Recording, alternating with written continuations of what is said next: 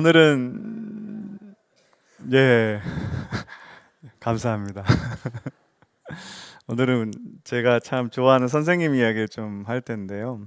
저는 산골에서 태어났습니다. 여러분 몇 번 말씀드렸는데 경상북도 영주시 부성면 소천이 761번지에서 태어났어요. 그래서 거기는 정말 산속이고 몇 가구가 되지 않는 뭐 그런 마을에서 태어났는데 저희 아버지가 이제 그 하나님 부르심을 받았습니다. 소명을 받으시고 할아버지 돌아가시고 난 다음에 제가 초등학교 5학년 때 서울로 이제 이사를 왔는데 제가 먼저 왔어요. 그래서 그때 저희 외삼촌이 대치동에 사셔가지고 거기서 한 몇 달 있다가 그리고는 이제 그 학창 시절 대학 갈 때까지 이제 청담동에서 살았어요. 근데 여러분 지금처럼 그렇지 않았습니다. 80년대는. 근데 이게 사실 산골하고 이 강남하고는 굉장히 큰 차이를 갖고 있어요.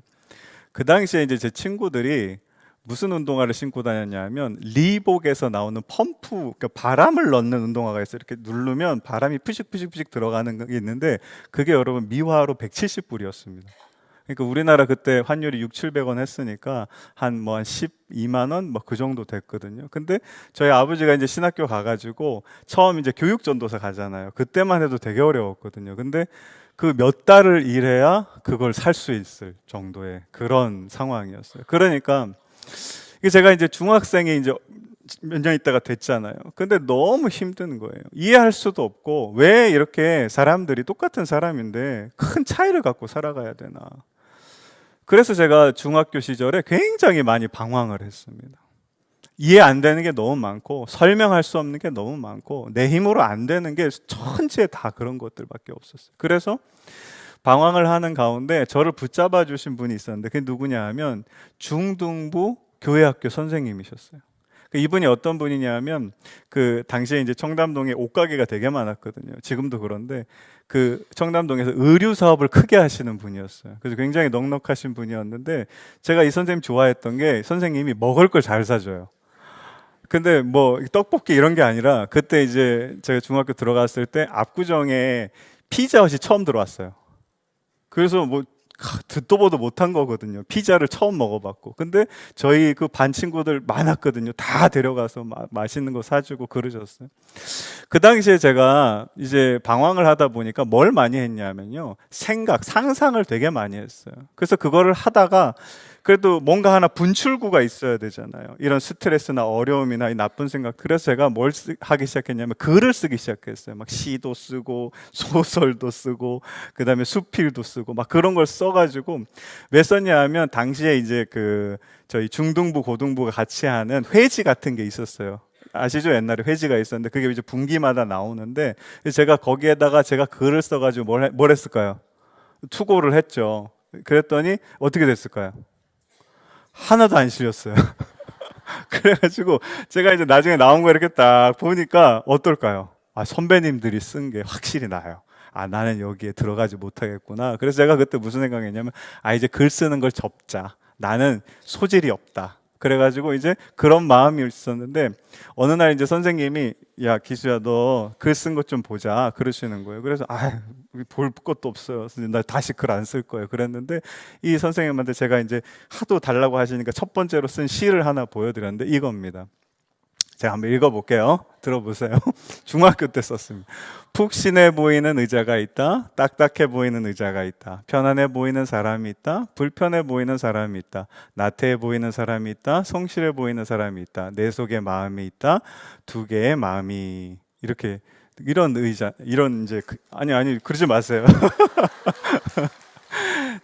제가 요즘에 이제 그 초등학교 아이들이 쓴 시를 참 좋아하는데 시를 쓴 거를 보면 저거보다 훨씬 낫습니다. 근데 저 시를 읽고 선생님이 뭐라 그러셨냐 하면 이거 내가 읽어보니까 인간 안에 있는 두 가지 존재가 항상 부딪히고 싸우는 걸 너는 어떻게 의자라는 상징을 갖고 이렇게 표현했니? 이러시는 거예요. 여러분 우리가 의자에 앉으면 어떡하죠? 편안하죠. 그래서 어디 앉으면 여러분 잘 안 일어나요. 늘 거기에 있거든요. 그래서 그거를 굉장히 잘 깊이 있게 잘 표현했다라는 거예요. 제가 지금은 심리학도 공부하고 철학도 공부하니까 그걸 알거든요. 그 칼 융이 이야기하는 자기와 자아의 싸움이 우리 안에서 늘 일어나고 있는데 어린 시절이었지만 그걸 어렴풋이 느껴서 이제 대충 쓰는 거예요. 근데 제가 그 선생님 그 이야기를 탁 들으니까 뭐가 생길까요? 자신감이 생긴 게, 야, 이거 내가 대단한 걸 썼구나. 그래가지고 이제 그때부터 마음을 이제 고쳐먹고 열심히 이제 글을 쓰기 힘든 거를 이제 글로 이제 막 이렇게 쓰기 시작했는데, 그러고 나서 얼마 안 있다가 이제 무슨 일이 일어났을까요?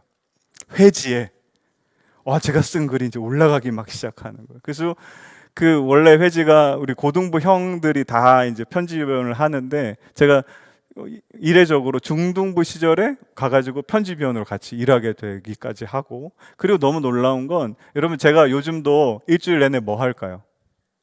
글 써요.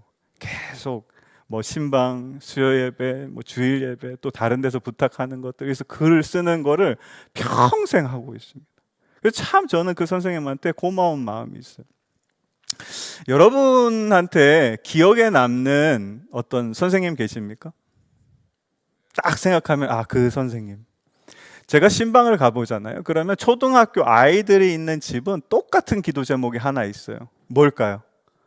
그렇죠. 올해 새 학기에 우리 아이가 좋은 선생님 만나게 해주세요. 이게 꼭 기도 제목에 들어가 있어요. 저희 첫째, 둘째, 셋째가 똑같은 초등학교를 졸업을 했는데, 근데 이 아이들이 이상하게도 여러분 가장 좋아하는 선생님이 다를까요? 같을까요? 같아요. 희한하죠? 근데 놀라운 건 그 학교에 있는 학부모들이 다 그 선생님, 자기 아이가 어떤 선생님이 계시는데 그 선생님 반에 들어가기를 원해요. 왜 그럴까요? 저희 첫째가요, 그 선생님 처음 만나고 굉장히 많이 바뀌었어요. 아니, 이상하게 둘째도 그 선생님 만나면 바뀌고, 셋째도 만나면 바뀌고, 모든 학부모들이 아이가 그 선생님 반에 들어가기만 하면 애들이 변화되는 거예요. 아주 좋은 방향으로. 그러니까 여러분 다 뭘 하죠? 그 선생님 반에 들어가기를 원하는 거예요. 보시면 우리가 여러분 스승이라고 하는 게 있어요. 선생님이라고 하는 분이 있는데, 그 선생님이라는 분은 가장 큰 역할이 뭐냐면요, 가르치는 학생을, 제자들을 변화시키는 거예요. 그런데 보세요, 우리가 이걸 어떻게 이게 일어나냐 하면, 먼저 우리 선생님이라는 선생이라는 단어를 좀 잘 하셔야 되는데, 우리 한번 보여주시면, 자, 선생이 이런 겁니다. 먼저 선 날생. 그러니까 합쳐보면 뭐죠? 먼저 태어나서 산 사람이에요. 우리가 많은 경우에 선생님을 지식을 전달하는 사람으로 생각할 수 있지만, 진짜 선생님은 어떤 거냐면, 내가 인생을 쭉 살아보고 그 인생의 삶을 살아왔던 그 경험들을 누구한테요? 제자들에게, 학생들에게 이야기해 주는 겁니다. 그러면 여러분 훨씬 더 지식을 단순히 전달하는 것보다 굉장히 큰 의미를 가지게 되겠죠. 그런데 보세요, 제가 질문이 하나 있는데, 경험을 전달해 주는 거는 지식보다는 훨씬 좋지만 그 사람의 삶을 변화시킬 수 있을까요? 조금은 그래, 영향을 줄 수 있을 것 같아요. 근데 잘 보세요, 우리가 다 여러분 얼굴이 같습니까? 다릅니까? 삶의 방식도 다르고요, 가치도 다 달라요. 요즘 애들이요, 제가 만약에 아이들한테 이렇게, 아빠가 어렸을 때 말이야 이런 경험이 있어가지고 막 이런 거 했어, 그럼 아이들이 뭐라고 하죠?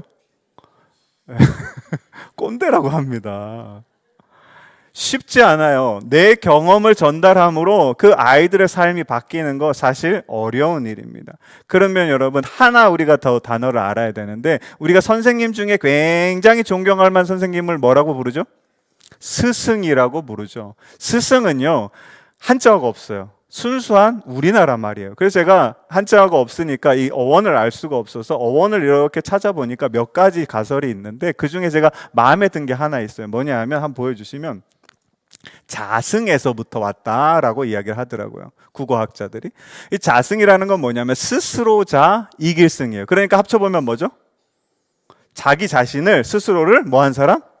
이긴 사람이에요. 잘 보세요, 스승이라는 뜻이 뭐냐면 내 자신이 있어요. 그런데 그 자신을 어떻게 하냐면 이겨서 넘어선 사람이에요. 내 자신으로부터 변화를 한 사람이에요. 그러니까 이 스승은 제자들한테 뭘 말할 수 있을까요?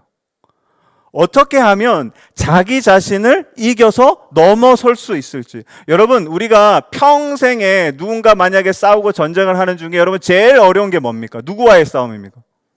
나와의 싸움이에요. 자신과의 싸움이에요. 근데 이 스승이 먼저 자신과의 싸움에서 이겨서 자신을 넘어서고 그 다음에 그걸 제자들에게 알려주니까 제자들도 여러분 변화가 됩니까? 안 됩니까? 되죠. 왜냐하면 자신을 싸워서 이겨서는 넘어서는 방법을 스승을 통해 배웠기 때문이에요. 그래서 제가 여기까지 이제 말씀을 묵상하고 곰곰이 제가 다시 예전으로 돌아가서 그 중등부 주일학교 선생님이 저한테 야 기수야 너는 자신과 이렇게 싸워가지고 이렇게 넘어가야 돼. 이런 걸 제가 배운 적이 없어요. 그리고 여러분 아까 제가 말씀드렸죠. 그 초등학교 유명한 선생님이 자기가 초등학교 2학년, 3학년 되는 친구들한테 자기와 싸워서 그 인생에서 자기 존재를 넘어서는 방법을 가르쳐 줬을까요? 아니에요. 그건 직접적으로 가르쳐 주는 게 아닙니다. 그러면 여러분 어떻게 하면 우리가 자신을 넘어서는 것, 그걸 통해 가지고 나와 만나는 사람들의 삶을 변화시킬 수 있을지 오늘 사도 바울이 아주 정확하게 우리에게 이 11장 1절 말씀을 통해서 말씀하고 있습니다. 우리 같이 한번 읽어볼게요. 시작. 내가 그리스도를 본받는 자가 된 것 같이 너희는 나를 본받는 자가 되라. 자 보세요. 여기서 중요한 단어가 뭐죠? 그리고 본받는다라는 게 뭐냐면 저는 참 헬라어 좋아하는데 이 미메테스라고 하는데 아주 직관적입니다. 뭐라고 이 뜻이 어떻게 되어 있냐면 unimitator예요. 그러니까 여러분 이미테이션 들어보셨죠? 이미테이션이 뭐죠? 짝퉁이에요. 그러면 자 보세요. 제가 오늘 뭐 이런 말씀 드려도 되나 모르겠는데 제가 아는 제일 좋은 가방 브랜드는 샤넬이거든요. 그거 우리가 뭐라고 하죠? 명품이라고 하죠. 여러분 그거보다 더 좋은 거 비싼 거 있어요? 네? 에르메스. 그래요. 그럼 에르메스라고 합시다. 에르메스. 자, 에르메스를 가방이 있어요. 근데 그거를 사람들이 뭘 만들죠? 짝퉁을 만들어요. 이미테이션을 만들어요. 근데 그거 왜 만듭니까? 예? 갖고 싶으니까 또. 자 보세요. 우리가 장바구니 다 있으시죠? 집에 가면? 다 모든 사람들이 에르메스를 장바구니로 들고 다녀요. 그러면 여러분 그거 이미테이션이 있을까요? 없을까요? 없어요. 그러면 여러분 왜 에르메스를 이미테이션을 만들죠? 그게 몇 개 없으니까 그래요. 전 세계에 살 수 있는 사람들이 비싸니까 명품이니까 몇 개 없어요. 그러니까 그걸 가지고 싶은데 그걸 살 수는 없으니까 뭘 만들죠? 이미테이션을 만드는 거예요. 여러분 보세요. 본받는 자가 된다라는 건 뭐냐 하면 뭔가를 이미테이션, 그러니까 나도 저렇게 똑같이 하게 되는 거예요. 근데 여러분 왜 그렇게 하냐면 내가 이렇게 본받고 싶은 게 이 세상에 널려 있는 게 아니라 아주 특별한 거예요. 아주 귀한 거예요. 아주 가치 있는 거예요. 그렇기 때문에 그걸 뭐 하고 싶은 거죠? 본받게 된다라는 겁니다. 오늘 다시 말씀 한번 보여주시면 뭘 본받아야 되냐면 이렇게 되어 있습니다. 처음에 여러분 본받아야 될 게 뭐죠? 그리스도를 본받는 자가 된 것 같이 여기서 나는 누구죠? 사도 바울을 이야기합니다. 자 보세요. 예수님은 원래 어디 계신 분입니까? 하늘에 계시는 신이세요. 그 신이 여러분 원래 그 신이라는 존재가 하늘에 있어야 되는 존재인데 그 자신을 어떻게 하죠? 넘어서서 어디로 내려옵니까?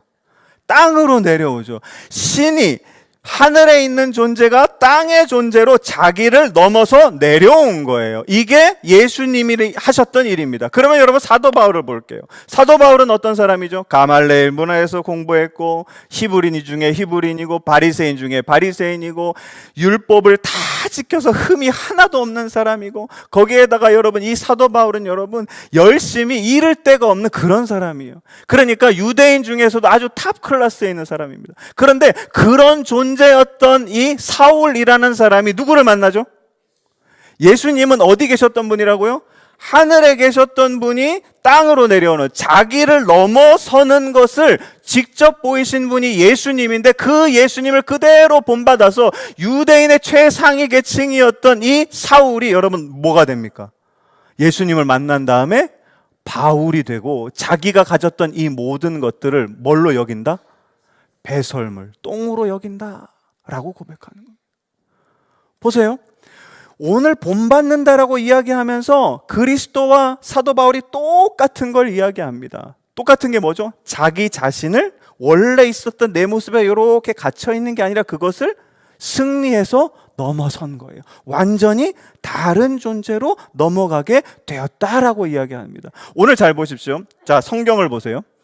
고개 숙이시고 다 성경 보시면 11장 1절 보통 위에 뭐가 있어야 되냐면 이 11장의 내용이 이런 겁니다 하고 제목이 있어야 돼요, 보통. 그렇죠? 그런데 제목이 있습니까? 근데 11장 1절 밑에 보세요. 제목이 있습니까? 있죠. 다른 말로 하면 뭐냐면 이 11장 1절은 11장에 속해 있는 구절이 아니라 위에 있는 10장에 속해 있는 구절이라는 뜻이에요. 오늘 올라가 보시면 10장 23절에 보시면 제목이 있습니까? 제목이 있죠. 그렇죠? 그러니까 이 11장 1절은 10장 23절부터 33절 말씀에 포함되어 있는 구절이다. 그 결론이다. 이런 이야기예요. 그러면 자, 우리 23절 한번 같이 읽어볼게요. 시작. 모든 것이 가하나 모든 것이 유익한 것은 아니요 모든 것이 덕을 세우는 것은 아니니 이렇게 되어 있어요. 이게 뭡니까? 모든 것이 가하다는 건 뭐냐면 우리한테 뭐가 있으냐면 자유의지가 있어요. 그래서 여러분 우리는 어떻게 하죠? 내 마음대로 내 뜻대로 생각하고 판단하고 결정하는 거예요. 근데 그렇게 모두 할 수 있지만 말씀 다시 보여주세요. 모든 것이 가하지만 모든 것이 뭐하는 건 아니라고 얘기합니다. 유익하거나 모든 것이 덕을 세우는 게 아니라는 거예요. 내가 선택할 수 있는 게 엄청 많고 그 내 맘대로 다 할 수 있지만 그 모든 것들이 유익하거나 덕을 세우는 건 아니다라는 겁니다. 그러면 자, 유익하거나 덕을 세우는 건 뭐냐? 이어지는 24절 말씀입니다. 같이 한번 읽어보겠습니다. 시작. 누구든지 자기의 유익을 구하지 말고 누구의 유익을요? 남의 유익을 구하라. 보세요. 여러분 이런 말씀 성경에서 자주 듣습니까? 아니면 잘 안 나옵니까? 다시요. 자주 나옵니까? 잘 안 나옵니까? 자주 나오죠. 맨날 듣는 이야기예요. 널 위해 살지 말고 다른 사람 위해 사십시오. 근데 여러분 그게 어떻게 잘 됩니까? 안 돼요. 설교를 매번 들어도 안 되고 내가 결단을 해도 안 되고 이렇게 살아보자 해도 잘 안 돼요. 여러분 중요한 게 우리 인간은요 그렇게 창조되었어요. 나를 위해 살아가도록 내 유익을 위해 살아가도록 그 이상한 거 아닙니다. 너무 자연스러운 건데 왜 성경이 자꾸 이런 이야기를 하냐 하면 오늘 이 23절부터 33절까지 아주 중요한 비유 하나가 나오는데 우리 25절 말씀 한번 같이 읽어볼게요. 시작. 무릇 시장에서 파는 것은 양심을 위하여 묻지 말고 뭘 위하여요? 자, 상황을 제가 설명해 드릴게요. 자, 여러분 어디 상점에 갔어요. 뭘 사려고 하는데 처음에 여러분 사려고 하면 뭘 물어보시죠? 얼마예요 이게? 근데 가격 왜 물어보세요? 이게 내 생각보다 만약에 비싸면 삽니까? 안 사죠. 싸면은요? 사죠. 그렇죠? 그러니까 누가 판단하는 거죠? 내가 판단하는 거. 그래서 가격을 물어보는 거예요. 그 다음에 두 번째로 이렇게 꼼꼼한 분은 하나 더 물어봐요. 뭐 물어보죠? 원산지. 가격이 싼데 이게 만약에 중국산이면 안 사죠. 그렇죠? 국산이면 오케이 하고 사는 거. 특별히 먹는 건 더해요. 오늘도 보면 이렇게 나왔죠. 묻지 말고 먹으라. 사면 먹는 거예요. 그렇죠? 그러면 자 보세요. 가게 이제 주인장이에요, 내가. 그러면 모든 손님들이 와서 뭘 물어볼까요? 가격이 얼마예요? 국산이에요, 중국산이에요? 아니면 이거 뭐 싱싱해요, 안 싱싱해요? 이건 뭐 어디? 이런 것들을 다 물어봐요. 모든 사람들이 그렇게 하는 거예요. 모든 손님들이. 근데 그런 손님들이 가득한데 어느 날 한 손님이 찾아와요. 와가지고 딱 이렇게 하는데 이제 대답을 해주려고 얼마입니다. 이거 한국산입니다. 싱싱해요. 이렇게 하려고 하는데 이 사람이 안 물어봐요. 그리고 딱 사가는 거예요. 이상하다 이 사람. 그 다음에 또 한 며칠 흘러서 또 많은 사람들이 계속 물어봐요. 가격이 얼마예요? 어디 거예요? 싱싱해요? 그런 사람들 계속 만나다가 또 이 사람이 또 찾아와요. 그래서 또 물어봐요. 아무것도 안 물어보고 그냥 사가요. 이걸 여러분 몇 번 반복하게 되면 이 주인장 마음에 뭐가 생길까요? 궁금증이 생겨요. 아니 왜 다른 사람들은 다 물어보는데 이 손님은 왜 안 물어보지? 그래서 어느 날 이 손님이 왔어요. 그래서 이 손님한테 이제 물어봐요. 주인장이. 손님, 매일 오셔서 참 감사한데 다른 사람들은 왜 가격이 얼마니, 원산지가 얼마니, 싱싱한지 아닌지 이런 거 물어보는데 당신은 왜 안 물어보세요? 이랬더니 이 분이 이렇게 이야기합니다.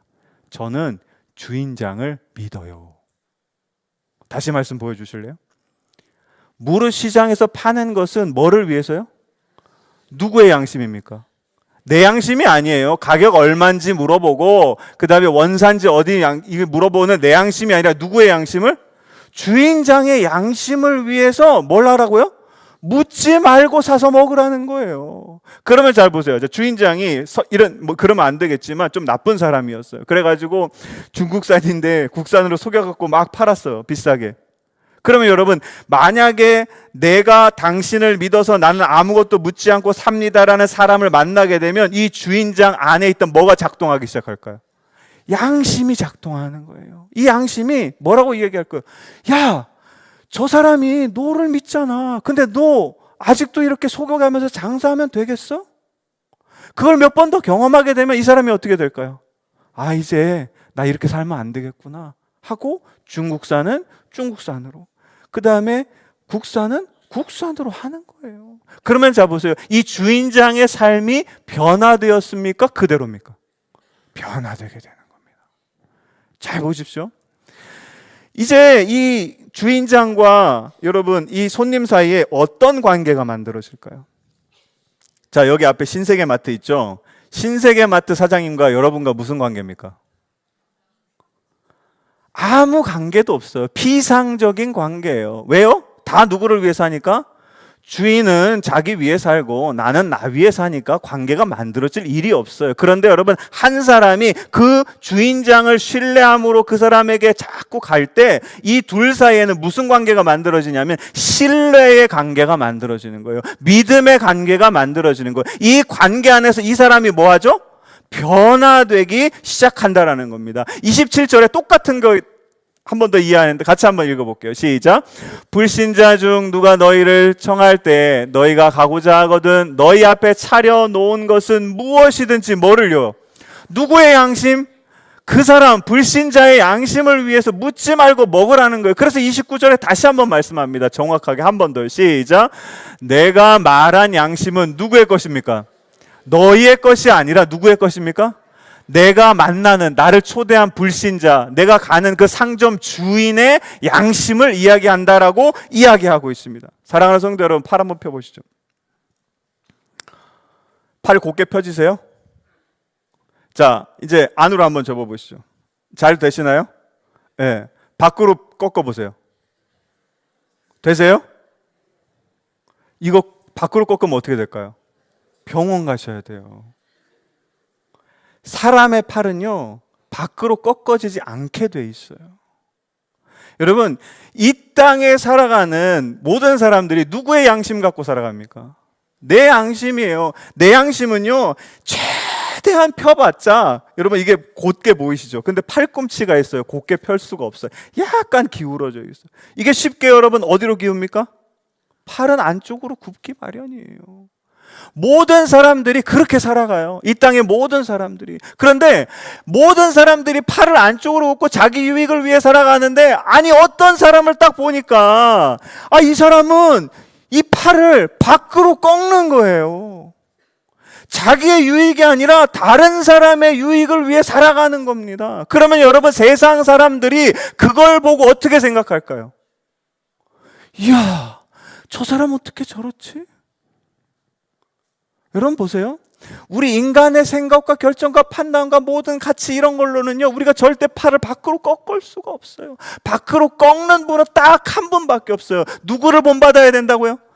그리스도 예수를 본받아야 돼요.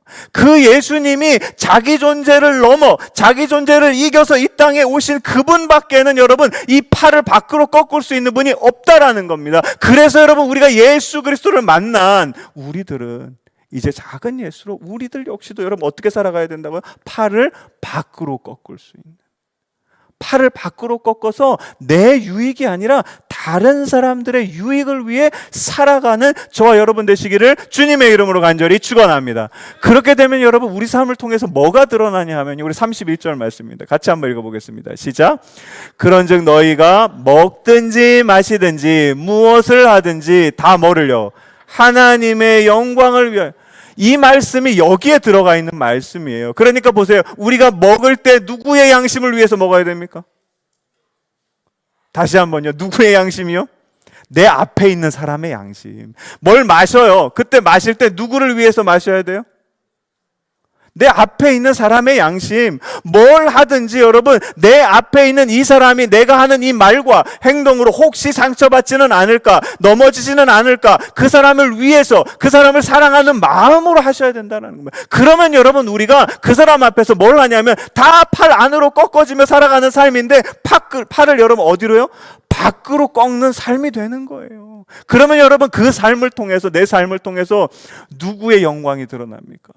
하나님의 영광이 드러나게 되는 거예요. 이게 여러분 우리가 하나님께 영광을 돌리는 삶인 줄로 믿습니다. 그런데 여러분 이 이야기가 여기서 끝나지가 않아요. 우리가 이렇게 살아가잖아요. 그럼 하나님께서 두 가지 너무 귀한 선물을 주시는데, 자 33절 말씀입니다. 같이 한번 읽어보겠습니다. 시작. 나와 같이 모든 일에 모든 사람을 뭐하게 한다고요? 우리가요, 자, 내 유익이 아니라 다른 사람의 유익을 위해서, 나를 위하는 삶이 아니라 다른 사람을 위해서 살잖아요. 그러면 여러분 누구한테 기쁨이 가득하다는 겁니까? 그렇죠? 내가 만나는 모든 사람들이 기뻐하기 시작하는 거예요.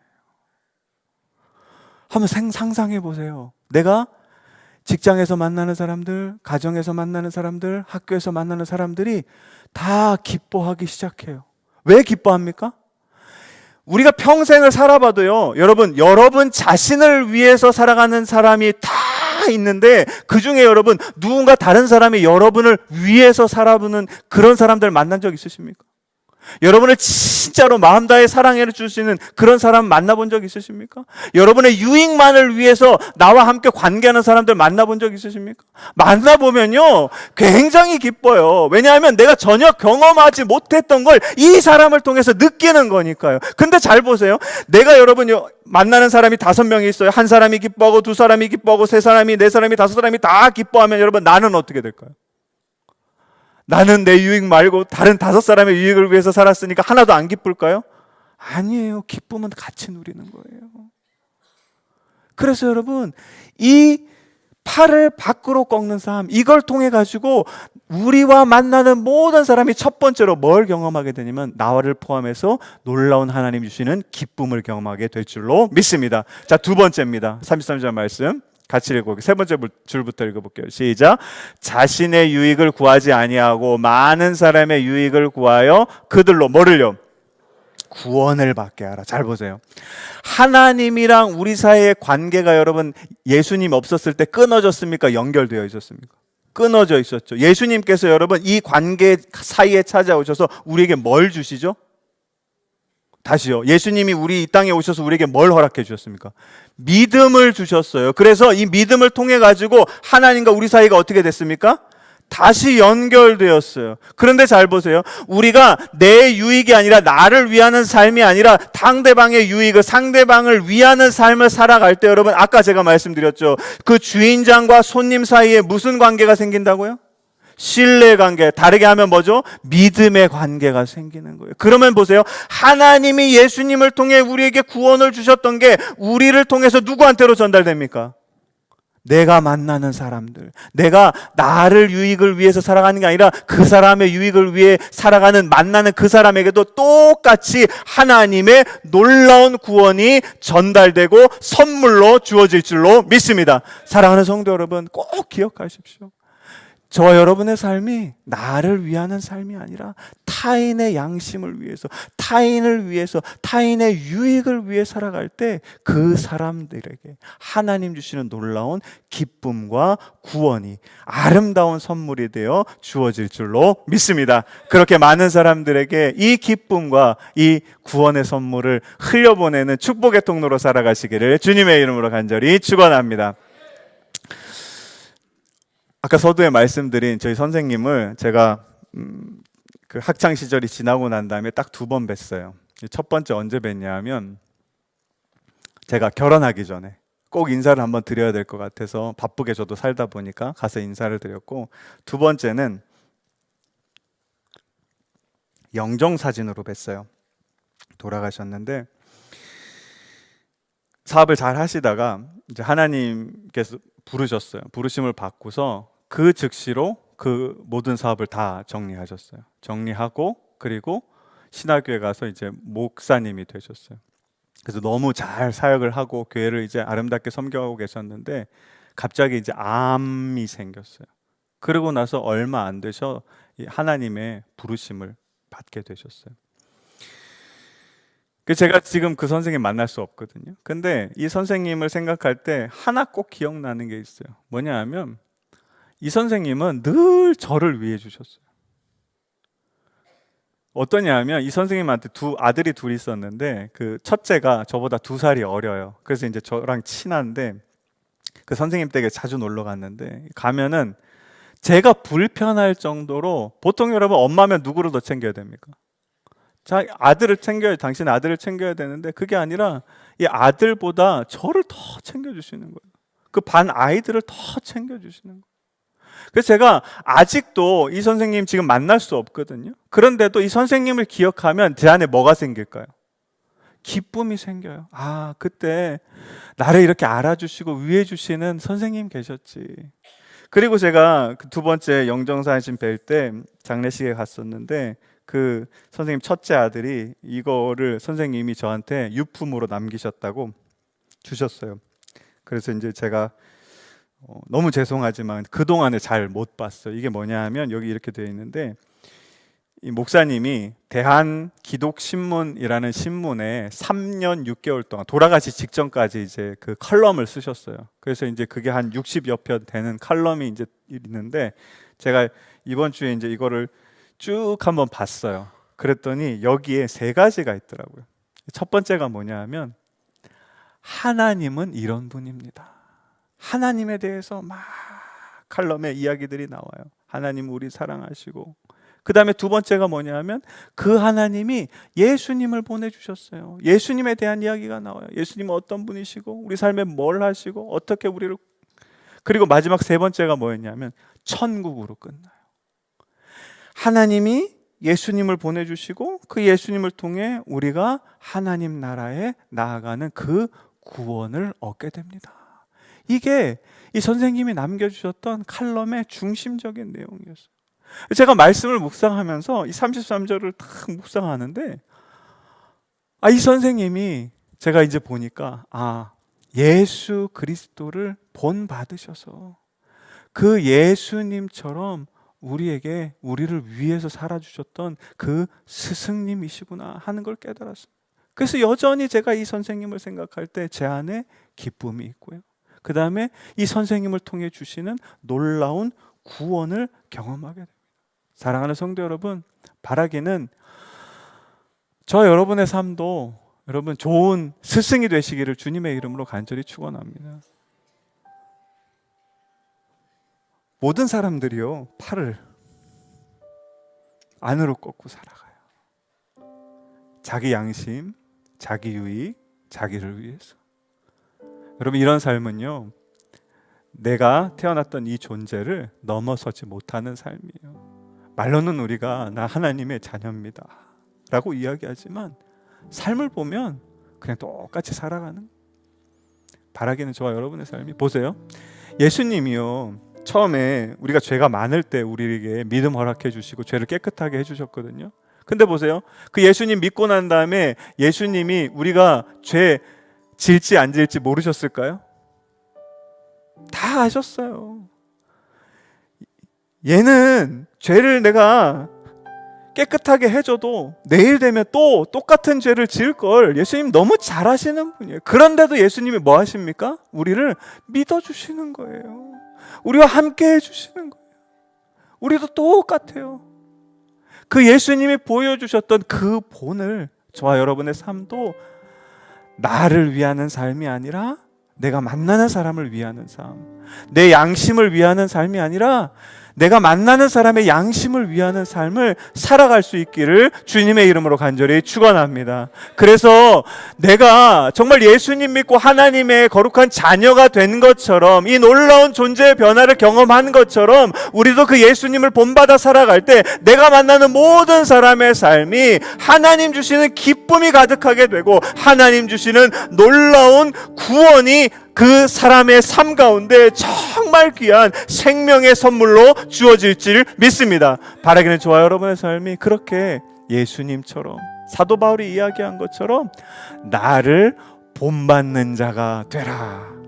만나는 모든 사람들에게 좋은 스승이 되어서 그들에게 기쁨과 구원을 선물하고 그들의 삶을 변화시킬 수 있는 저와 여러분 되시기를 주님의 이름으로 간절히 축원합니다. 이 시간에 가능하신 분들 자리에서 일어나셔서 함께 찬양하며 나아가겠습니다.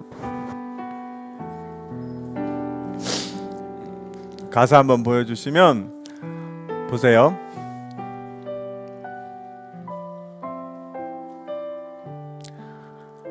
하나님께서는요, 메마른 땅에 샘물을 나게 하시고 가난한 영혼, 목마른 영혼이 하나님의 사랑을 알게 하시는데 중요한 게 하나 있습니다. 거기에 누가 필요할까요?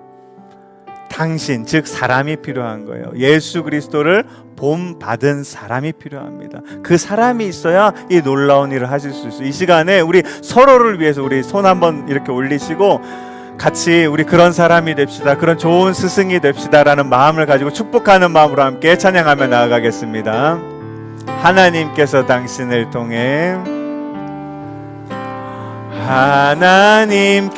하나님께서 당신을 통해 메마른 땅에 샘물 나게 하시기를 가난한 영혼 목마른 영혼 당신을 통해 주 사랑 알기 원하네. 우리 한 번 더 고백합니다. 하나님께서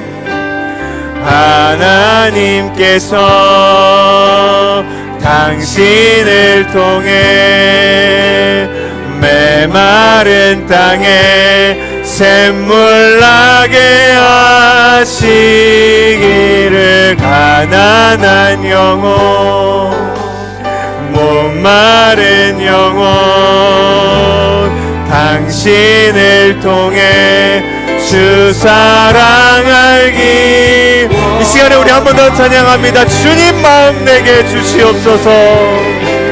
주님 마음 내게 주소서. 내 아버지 주님 마음 내게 주소서. 나를 향하신 주님의 뜻이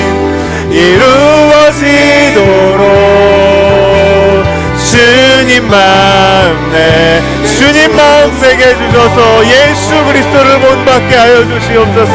주님 마음 내게 주소서. 내 아버지 주님 마음 내게 주소서. 나를 향하신 주님의 뜻이 이루어지도록 주님 마음 내게 주소서. 이 시간 우리 주신 말씀을 기억하며 함께 기도하겠습니다. 언제나 우리를 위하시는 예수님의 본을 받아 우리도 다른 사람을 위하는 삶을 살아가게 하여 주시옵소서. 믿어주고 마음을 써주고 사랑함으로 예수님처럼 많은 사람들에게 기쁨을 주고 그들에게 하나님께서 주시는 구원을 선물할 수 있는 삶이 되게 하여 주시옵소서. 특별히 이 시간 질병과 육체의 연약함이 있는 분들 그 위에 손을 올리시고 삶의 염려와 어려움과 고통 가운데 있는 분들 하나님을 향해 손을 들고 함께 기도하며 나아가겠습니다. 함께 기도하겠습니다. 사랑의 하나님 아버지 감사합니다. 오늘도 거룩한 주일을 허락하여 주시고 우리를 주님의 품으로 인도하여 주시고 하나님께 예배드리며 찬양하며 기도의 자리로 인도하여 주시니 감사를 드립니다. 사랑의 하나님 아버지 이 시간에 간절히 기도하며 나아갑니다.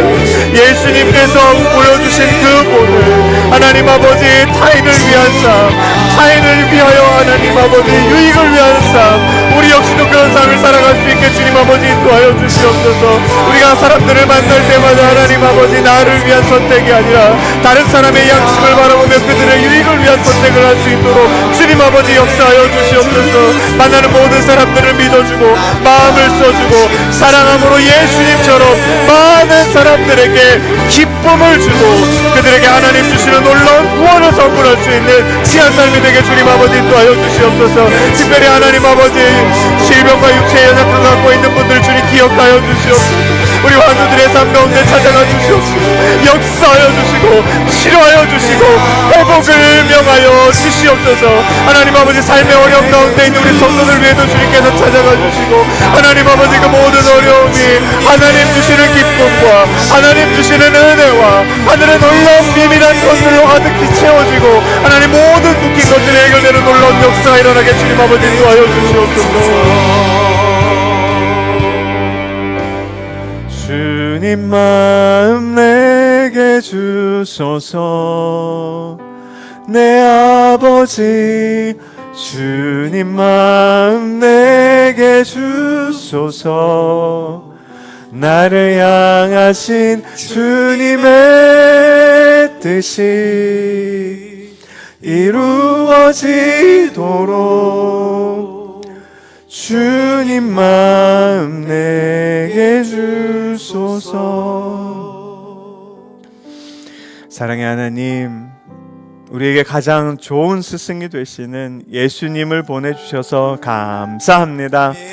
이제 우리도 예수님의 본을 따라 나를 위하는 삶이 아니라 나와 함께한 사람들을 위하는 삶을 살아가게 하여 주시옵소서. 만나는 모든 사람에게 기쁨과 구원을 선물하는 참 좋은 스승이 되게 하여 주시옵소서. 그래서 사도 바울처럼 너희는 나를 본받는 자가 되라 담대히 선포하며 살아갈 수 있는 삶이 되게 인도하여 주시옵소서.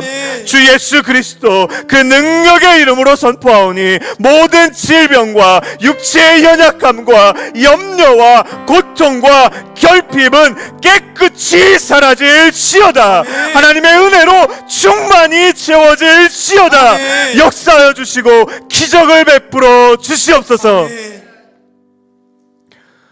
이제는 우리를 위해 십자가에서 생명 버리신 예수 그리스도의 갚을 수 없는 은혜와 하나밖에 없는 그 아들을 우리를 위해 이 땅 가운데 보내주신 하나님의 한량없는 사랑하심과 우리의 심령 가운데 내주하시며 우리의 삶을 바라보며 눈물로 기도하시며 친히 인도하시는 성령님의 함께하심이 예수님의 본을 따라 타인을 위하는 삶을 통해 만나는 모든 사람에게 기쁨과 구원을 선물하며 살아가기를 간절히 소원하는 주님 앞에 고개 숙인 우리 모든 성안의 성도들 머리 위에 저들의 가정과 일터와 사랑하는 성안교회와 이 나라의 민족과 온 땅 위에 이제로부터 영원까지 함께 하시기를 간절히 축원하옵나이다. 아멘.